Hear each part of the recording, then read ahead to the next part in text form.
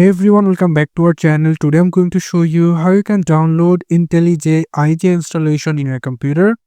So you just need to open any of your favorite browser, and then from here you just need to type INTELLIJ IDEA and then click enter. After that you will get it from here called the JetBrains. So if you click on it,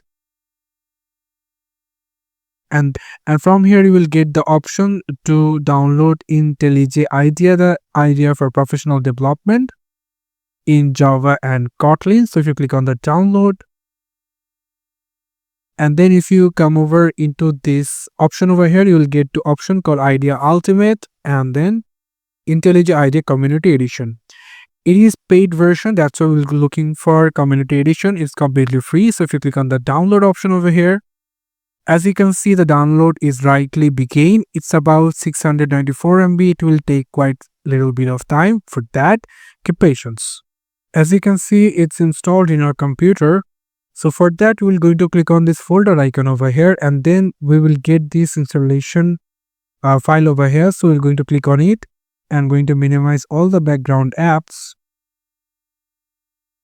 And as you can see, the IntelliJ IDEA Community Edition setup wizard has been shows up. From here, we will going to click on next and then next another time.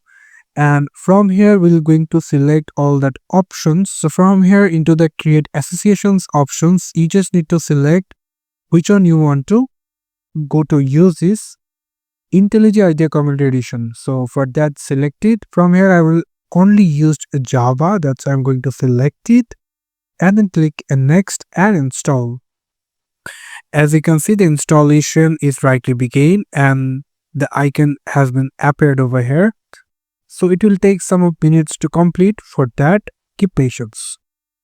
See, as you can see, the installation is completed, and now if you want to reboot it right now, we can do it as well. Also, we can do it manually.